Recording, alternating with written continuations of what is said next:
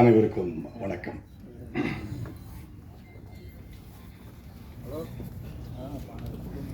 ஒரு படம்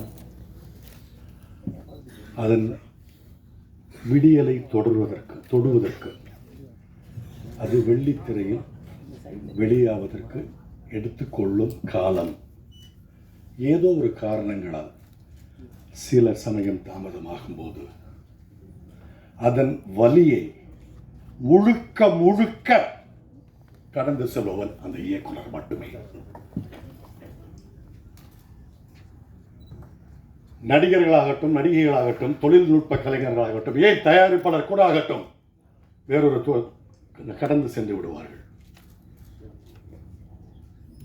ஆனால் ஒவ்வொரு மணித்துளியும் இந்த படம் எப்போ ரிலீஸ் ஆகும், நம்ம ப்ராடக்ட் எப்போ ஸ்க்ரீனுக்கு வரும், இந்த காட்சி மக்கள் எப்போ ரசிப்பாங்க, இந்த சாங் எப்படி ரீச் ஆகும்னு ஒவ்வொரு செகண்டும்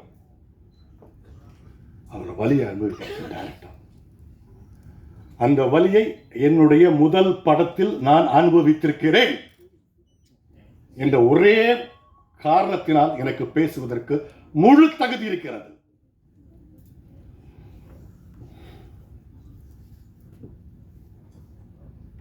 சினிமா தொழில் பொழுதுபோக்கு தொழில் அல்ல. இது உழைப்பை கோரும் தொழில். இது அர்ப்பணிப்பை கோரும் தொழில். பக்கத்து தெரு மச்சான் சொன்னா, எதிர்த்த வீட்டில் இருக்கிற மாப்பிள்ளை சொன்னா, 30 வருஷமா சினிமாவில் அசிஸ்டன்ட் டைரக்டரா இருக்கா, படம் எடுத்தா இங்க வித்துறலாம், அங்க இப்படிலாம் வராதீங்க தயவு செய்து. திரும்பவும் சொல்கிறேன், இது அர்ப்பணிப்பை கோரும் தொழில், உழைப்பை கோரும் தொழில். இது பொழுதுபோக்கு தொழில் அல்ல. எத்தனை வருஷம் தெரியுமா அந்த பையன்?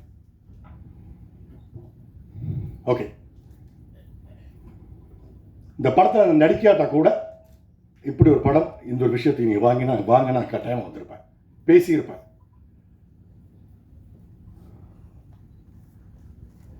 இன்னைக்கு இருக்கிற மேடையில் இருக்கிற இவ்வளவு பேர்ல எத்தனை பேர் இந்த படத்தில் இன்வால்வ் ஆனவங்க, எத்தனை பேர் இந்த படத்தில் நடிச்சவங்க, எத்தனை பேர் இந்த படத்தில் சம்பளம் வாங்கினவங்க?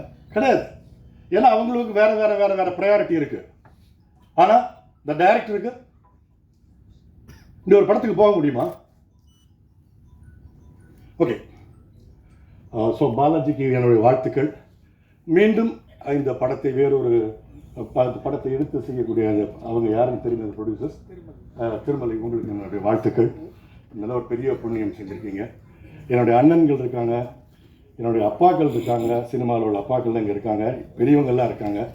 என்னால் கண்ட்ரோல் பண்ண முடியல, அந்த அளவுக்கான ஒரு பெயின். இனி மேல் இது இந்த நமது தொழில் நிறைய படங்களுக்கு இது இந்த ஒரு அனுபவம் நடக்காமல் இருக்கிறதுக்காக கொஞ்சம் பார்த்துக்கோங்க. அதுதான் நான் உங்கள்கிட்ட கேட்குற ரெக்வஸ்ட். நன்றி.